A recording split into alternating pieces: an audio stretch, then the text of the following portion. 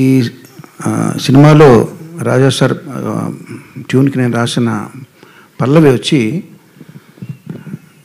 ఏదో ఏ జన్మలోదో ఈ పరిచయం, నీదో నీ వల్ల నాదో ఈ పరవశం, రాగం నీదై పల్లవి నాదై, చరణం చరణం కలిసిన వేళ పయనాలు ఏ హిమాలయాలకో అన్న పల్లవి. సాధారణంగా డైరెక్టర్ సిచ్యువేషన్ చెప్పినప్పుడు ఆ పాత్రలకి తగినట్టుగా, ఆ సన్నివేశాలకు తగినట్టుగా, కథకు తగినట్టుగా పాట రాయడం అనేది జరుగుతుంది, ఏ రచయిత అయినా సరే. ఇది ఈ పర్టికులర్ పాట ఇది నా జీవితానికి కూడా సంబంధించింది మీకు చెప్పబోతున్నాను. ఎట్లాగంటే, నేను శ్రీ కెవి మహాదేవన్ గారి వీరాభిమాని అండి. నేను ఆయన పాటలు అంటే చాలా ఇష్టం, ప్రతి పాట కూడా తెలుసు ఆయన చేసింది. అట్లాంటి పరిస్థితుల్లో నేను కాలేజీలో చదువుకునే రోజుల్లో యుగంధర్ అనే ఒక సినిమా వచ్చింది. అందులో దాస్తే దాగేదా అనే పాట వినేటప్పుడు పర్టికులర్ థర్డ్ బీజియంలో, అంటే సెకండ్ చరణం ముందర వచ్చే బీజియంలో ఒక వైలెన్ బీట్ వస్తుంది. వైలెన్ బీట్ వినగానే ఇన్స్టాంట్గా ఒక దిగ్భ్రాంతి, ఒక ప్రేమలో పడి, ఎవరిది దీనికి మ్యూజిక్ అని చేస్తే ఇళయరాజా అన్నది. అప్పుడు ఆయనతో ఆ పాట తొలి చూపులో ప్రేమలో పడ్డానట్టు, తొలి పాటతో ప్రేమలో పడినట్టుగా ఆయనకి నేను అభిమానిగా మారానండి. అది మొదటి స్టెప్. ఆ తర్వాత చాలా సంవత్సరాలకి నేను ఫస్ట్ టైం మెడ్రాస్ వెళ్ళినప్పుడు అప్పటికే ఆయన పాటలు చాలా విన్నాను. ఉస్మాన్ రోడ్లో అనుకుంటాను ఒక గ్రీన్ హౌస్ ఉండేది. ఆ గ్రీన్ హౌస్ పక్క నుంచి నడిచి వెళ్ళేటప్పుడు, నడిచి వెళ్ళటం అని ఎందుకంటున్నానంటే అప్పుడు నడిచే వెళ్ళటం, లేదా మహా అయితే సిటీ బస్సులు, ఆటోలు, కార్లు కూడా లేవు. ఇది ఇళయరాజా గారి ఇల్లు అంటున్నారు, ఇట్లా ఇదా ఎలా ఉంటుందా ఇళయరాజా గారి ఇల్లు అని ఒక విస్మయంతో, ఆశ్చర్యంతో, దాని ఆరాధనాభావంతో చూడడం. అది నెక్స్ట్ స్టెప్. అంటే ఆయన ఉన్న సిటీకి వెళ్ళడం అనేది నెక్స్ట్ స్టెప్. ఎక్కడెక్కడో జీవితం ఎక్కడెక్కడో మరుపులు తిరిగి కర్ణాటక స్టేట్ నుంచి అక్కడ మెడ్రాస్ వెళ్ళడం అనేది. తర్వాత ఆయన ప్రత్యక్షంగా కలిసే భాగ్యం కలిగింది. దానికంటే ముందర ఎస్ రాజేశ్వరరావు గారి ఆఖరి అబ్బాయి కోటి అని ఉన్నాడు. ఆ కోటికి డిస్కో విజన్ అనే ఒక మ్యూజిక్ షాప్ ఉంది పానగల్ పార్క్ పక్కన. అక్కడ క్యాసెట్లు కొనుక్కోవడానికి వెళ్ళినప్పుడు పయనంగల్ ముడివిదిల్లై అనే తమిళ సినిమా తాలూకు ఎల్పి ఇక్కడ ప్లే చేస్తూ ఉండేవాళ్ళు.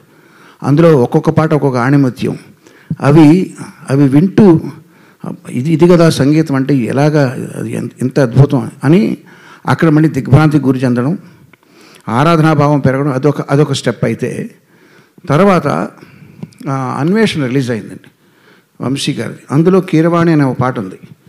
అది విజేంద్ర ప్రసాద్ గారు ఆ పాట ప్లే చేసి ఆయన కొన్నారు క్యాసెట్ బజార్కి వెళ్ళి. ఒరే ఈ పాట చూడు, ఇట్లా నువ్వు ఎప్పటికన్నా కంపోజ్ చేయగలవా అని చెప్పి నన్ను తిట్టారు. ఇది ఆర్కెస్ట్రేషన్ చూడని చెప్పి.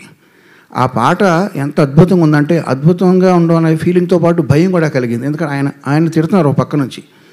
చాలా భయం వేసింది, అసలు ఏంటి ఇళయరాజా గారు అని చెప్పి. సో అది ఒక స్టెప్. అయితే తర్వాత చాలా సంవత్సరాలకి నేను చక్రవర్తి గారి దగ్గర పనిచేసేటప్పుడు వేటూరు సుందరామూర్తి గారు ప్రసాద్ స్టూడియోకి ఆయన కంపోజర్ తీసుకెళ్లారు. నేను ఆయన కూడా తిరిగేవాడిని, వేటూరు గారు కూడా.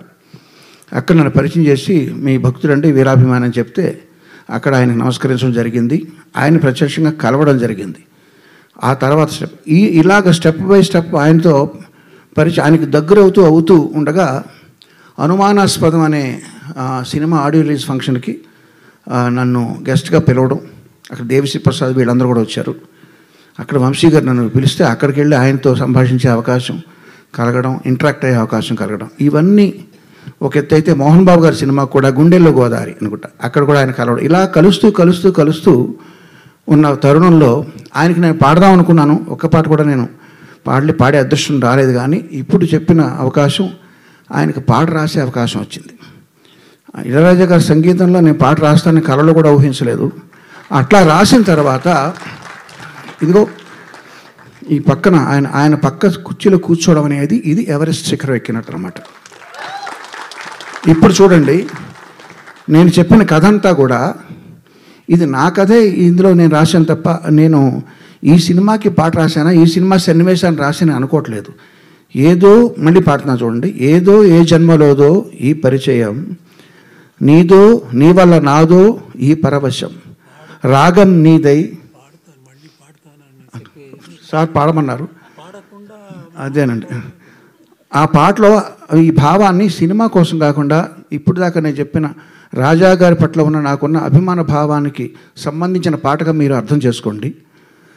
ఏదో ఏ జన్మలోదో ఈ పరిచయం నీదు మీదో మీ వల్ల నాదో ఈ పరవశం రాగం మీదై పల్లవినాదై చరణం చరణం కలసిన వేళ పయనాలు ఏ హిమాలయాలకో. ధన్యవాదాలు సార్. ఈ అవకాశం నాకు ఇప్పించిన రూపేష్, పవన్ వారికి నాకు పరిచయ వారధిగా నిలిచిన మా మిత్రుడు చైతన్య ప్రసాద్ గారికి ప్రత్యేక ధన్యవాదాలతో మీ అందరికీ కూడా శుభాకాంక్షలు. రాజా గారు నా గాడ్ ఫాదర్ లాంటి ఆయన. నా కెరీర్లో మొదటి 2 సంవత్సరాలు ఆయన మ్యూజిక్ నేను కాపీ కొడుతూ, కాపీ అంటే కాపీ కాదు, ఇన్స్పిరేషన్ తీసుకుంటూ, మీరు వినండి, ఫస్ట్ 2 ఇయర్స్లో నేను చేసిన పాటని కూడా రాజా గారిని ఇన్స్పైర్ అయ్యి ఆ స్టైల్లో ఉంటుంటాయి. తర్వాత ఎవరి స్టైల్ వాళ్ళకి వస్తూ ఉంటుంది.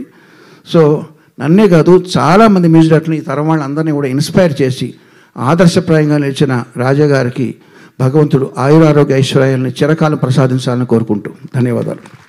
థ్యాంక్ యూ కీరవాణి గారు. Thank you so much.